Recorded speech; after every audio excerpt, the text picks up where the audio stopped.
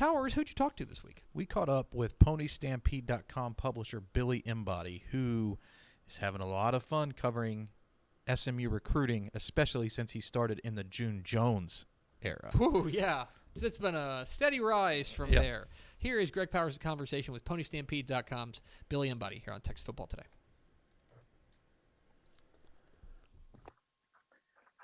Greg Powers, TexasFootball.com, and like we do every week, we're joined by one of the top recruiting analysts in the entire business, Billy Embody, PonyStampede.com, part of the 247 Sports Network. Billy, you've been plugged in at SMU for a long time now. You've been covering it for many years, but this is really exciting times, I think, especially covering the recruiting side of things. Why don't you just kind of give us the recap, what it's been like for you covering the beat there at SMU, through multiple staffs, and how enjoyable it is to cover Sonny Dykes and his crew there in Dallas. Yeah, thanks for having me, Greg. I mean, I was coming up in the biz when, you and Gabe Brooks and those guys are kind of holding my hand, quite honestly, coming up, and, got in at the tail end of the June Jones era, which I remember looking at the roster, and somebody put it out there that over half the roster didn't have another Division I offer coming out of high school. And that was where I got my feet wet, was going from June Jones to Chad Morris, who turned around the program from just a perception standpoint, from a recruiting effort level standpoint, excitement level, all of those things. And that was when, covering recruiting and, going to high school games, going to practices, camps, and all those things really became a big part of my life. And, that kind of energized me and took me down this career path. And from there, Coach Morris moves on to Arkansas, and Sonny Dykes comes in as this hire that a lot of people are saying, oh gosh, kind of a retread, had success at La Tech, had a little bit of it at Cal, obviously a huge name in the state of Texas, but what's he going to do to take SMU to the next level? They just went from hiring the hot name of the offseason in Chad Morris, and could have had Tom Herman, and they hired Sonny Dykes. Well, it's worked out very, very well. He has had a plan and executed it to perfection, to take advantage of the city of Dallas, really brand the program as not just a school that recruits Texas, but a school that recruits Dallas, and recruits it very, very, very well and at a high level. So, since then it took off early on. They got some great transfers, and that got excitement. And then we hit a global pandemic, and their recruiting was still very good. But gosh, this 2022 class, and now even 2023, has taken off like we really haven't seen at the group of 5 level, except here and there. And it looks like it's sustainable. And it's just been a fun ride. I feel like, I've seen the bottom of covering a program's recruiting efforts, and now I'm seeing the true top of it. I feel like, I've got over 20 years in the biz covering recruiting, and what they were doing with Chad Morris, part of that staff there, was really intriguing, and I thought, wow, SMU's really on the rise. But somehow Sonny Dykes and his staff there have really taken it to the next level. You mentioned the transfer portal. As a guy who's used to covering a lot of high school prospects, I think like you're one of the best guys to ask about this, because I see SMU as one of the premier names nationally when it comes to the transfer portal. They really have a key understanding of what players are going to fit into their system, what guys can come in right away and contribute. Just covering that part of it, what's that like? Kind of give us some perspective, because I know you have some experience doing that. Yeah, they look back on it now, and Reggie Robertson kind of was the one that made it okay to transfer back to Dallas and go to SMU when things didn't work out for whatever reason. His family was dealing with some health issues, and he wanted to come back, and SMU was the good fit for him. And at that time, it was kind of one of those things where, okay, you took this former, high-end prospect who could really, really run and go. But Reggie Robertson was, quite frankly, immature when he came into the program. He said it, coaches have said it, but he certainly brought credibility. And then Shane Buechele comes in the next year, and that really kind of turned things. And the thing about it, though, with this staff is, now that it's a few years in, I get asked about every kid with a Texas tie, or maybe Jim Levitt knows a player now from his time. We saw it work out with Isaac Slade Matutia transferring into the program, but It's just every player that was a former 4-star prospect I get asked about, is SMU going to take him? Well, the thing that they do so well is evaluate character.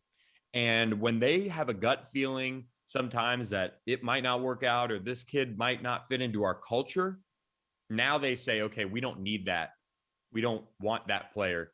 And he might go elsewhere for whatever reason. You know, they're former 5-star prospects that I've gotten texts from people who I knew in his recruitment, and they say, hey, you know, do you know anyone at SMU that, you know, you can poke or say, hey, you know, think this kid's going to enter the portal, or, oh, this or that, or, you know, do you think they'd be interested? And I say, well, quite honestly, what type of kid is he? Why is he leaving? Where is he at? And very rarely has SMU gotten burned by that.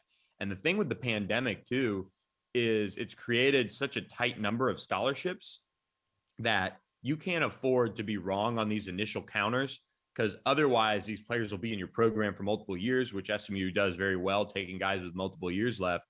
And you don't want to handcuff your roster, not only with maybe a potentially miss high school evaluation, but also a missed transfer evaluation. So they do a really good job diving into the character and the off the field player and person that they're getting, just as much as they do about the talented player that they're pursuing on the field.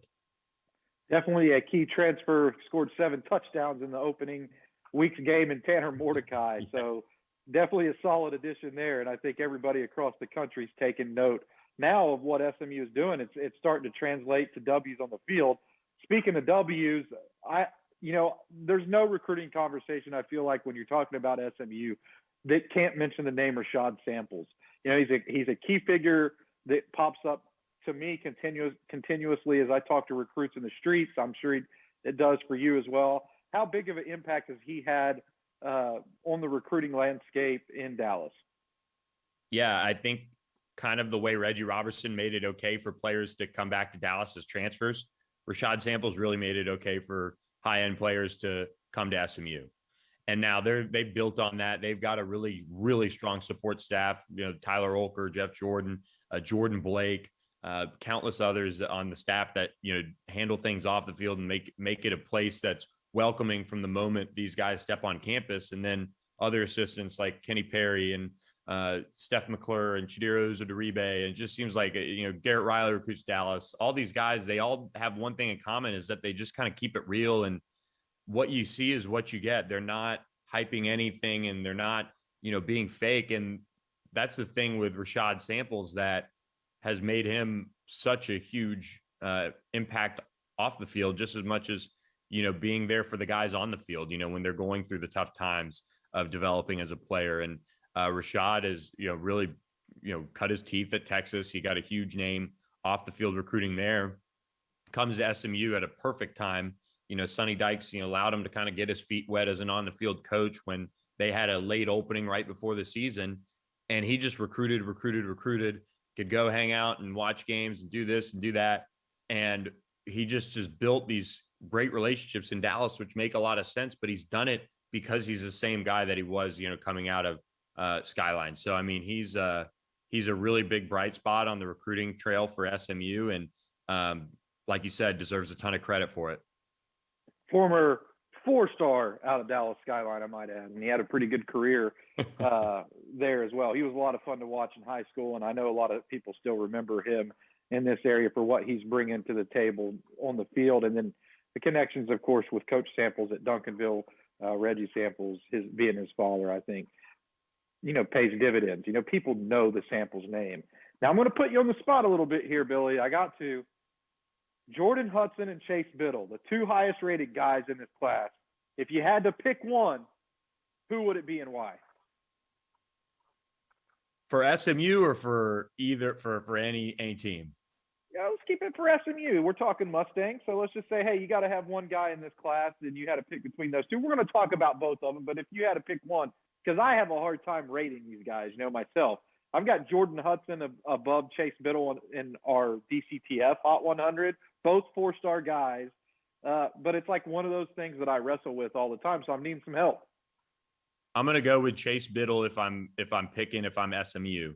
You know, defensive help is something that has kind of escaped SMU from time to time. You know, this is a team that can score points, put up yards, especially the receivers they have. And I'm not saying by any means they don't need Jordan Hudson. They do, but they really need somebody like Chase Biddle who can really run and be a difference maker on the back end. So just because of the position of need, it's hard to find really, really good safeties. So I'm going to go with Chase Biddle if I'm SMU.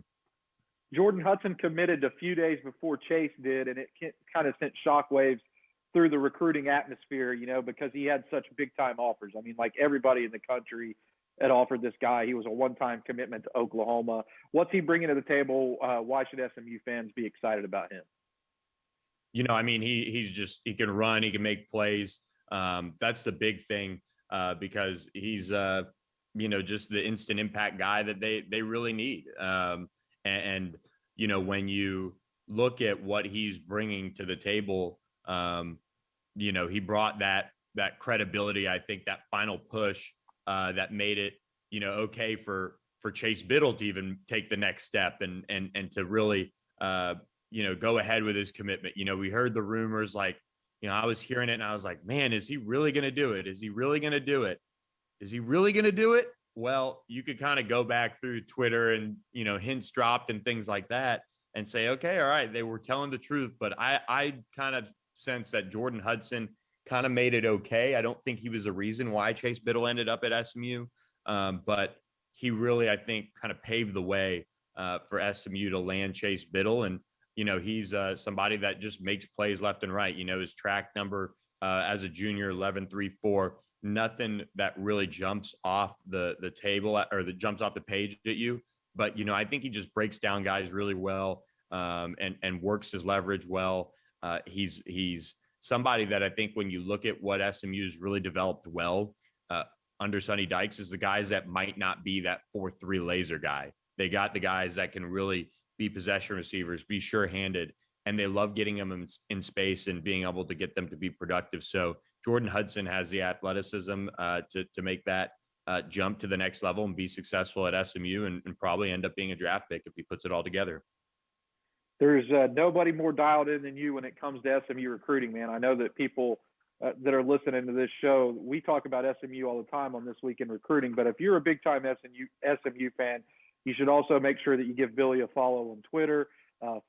Check out his website, ponystampede.com, where he's breaking all the news all the time, at Billy Embody on Twitter. So give us another guy in this class who SMU fans should be excited about. And I'm going to preface this question with the fact that recruiting rankings are what they are. We go out and we evaluate guys. We look at guys and decide, maybe this guy has a higher upside than that guy. But you are really dialed into what SMU has been looking at in particular. Is there a guy that, everybody should be excited about that maybe some people are sleeping on? Or is it the next two highest rated guys in this class, like Pierre Gorey, who – these are the guys you got to talk about because they are who they are? Yeah, I'll give you two. And one is a high-end defensive player that they landed, kind of surprised a little bit, but Michael Abuka-Okioide out of Rowlett. He's somebody that if you look at a position of need, SMU needs pass rushers and they need length. And he's that, and he can really make a difference. I've been really impressed with him. He seems really locked in and went through the process and ended up, committing to SMU. And it was a big land for Chidiro Uzodiribe, the new defensive line coach, to get him on board. Beats out in numerous Power 5 programs. 6'5", 234. That's verified. That's solid stuff right there from him. So they added him at a position of need. And then, quite frankly, the lowest rated player in the class, Quentin Harris out of Arlington Seguin, 6'8", 285. And he is a little bit taller than SMU's 1A, 1B left tackle, who's Marcus Bryan, who came into the program at 245 pounds, and he's now 310, and he's about 6'7". Well, that's what they see in Quentin Harris, who has picked up some big offers from Oklahoma State as of late. He's going to be somebody that I think they're going to have to hang on to. And he's just so athletic, and they worked him out in a private setting and just offered him on the spot. And within a week, he was committed. And that's the type of guy that they've had a lot of success with recruiting. So, he's already got that size. I mean, he's 6'8", 285, and that's crazy long and, crazy big offensive lineman. But SMU really likes those guys. When they evaluate guys in person, they do a really good job hitting on them, or at least getting guys that are going to be in the rotation, not complete busts. And so that's what Quentin Harris is. I'm higher than the rankings are on him, and I think he's going to end up picking up some scholarships here thanks to his senior year. That's why SMU fans need to pay attention to what you're saying right there, man. Quentin Harris was a guy who did commit from off the radar, even my radar a little bit. You know, we had him in our scouting service. He wasn't rated as high as what we would project someone to go to SMU. His tape is really solid, and we had him in the database at 240 at the time he committed, but he's up to 280, 285 pounds now. So definitely a huge steal for SMU. Billy, thanks for joining us. As always, man, you're somebody who I definitely pay attention when you say something in regards to SMU. I pay attention. So thanks for jumping on with us today, and we'll keep dialed in with what you got going on. Appreciate it, Greg. Have a good one, man, and it's always fun catching up. Thanks. There he is, Billy Embody, PonyStampede.com. Never looked better. Appreciate his time. That was good. That could come across as a dig to Billy. I love Billy; he's good people, but like we didn't realize until afterwards that he had his camera off, and so it's just like there was no like it was just like the avatar. Well, what I the didn't Zoom know avatar. is that the avatar showed, because when you're recording the segment, and the audio was great, by Right. the way. Oh yeah, no, it was, I mean, stupendous. Not even interview. any lags, but Yeah. I didn't know that it put up a blank avatar whenever that So, happened. It shout said Billy out- Embody when I was recording. Right. But I mean, look, really exciting time to be an SMU fan. I mean, they're right now. 247 Sports has them ranked as the third best recruiting class in the AAC. Not buying it. Not buying it. They got as many 4-star commitments as the other two top classes combined.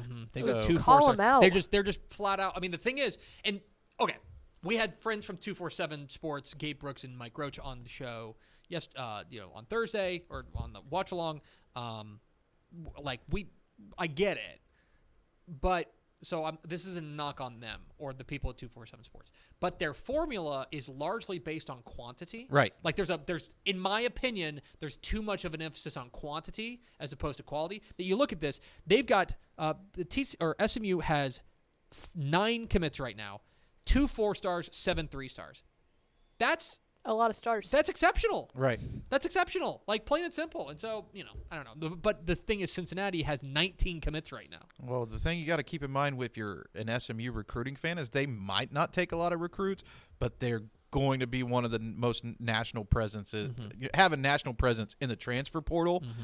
And guys like Tanner Mordecai, who scored 7 touchdowns in the opening game, are also going to come to Dallas. Exactly right. So we appreciate Billy Embody hopping on with us. Hey, thanks for watching this clip here on YouTube. If you like this kind of stuff and you want more of it, make sure you subscribe to our YouTube channel. And remember, you can watch us live every weekday at noon at TexasFootball.com, Facebook, Twitch, or here on YouTube. And if you want more of the best coverage of football in the state of Texas, check out TexasFootball.com and become a Dave Campbell's Texas Football Insider at TexasFootball.com/subscribe.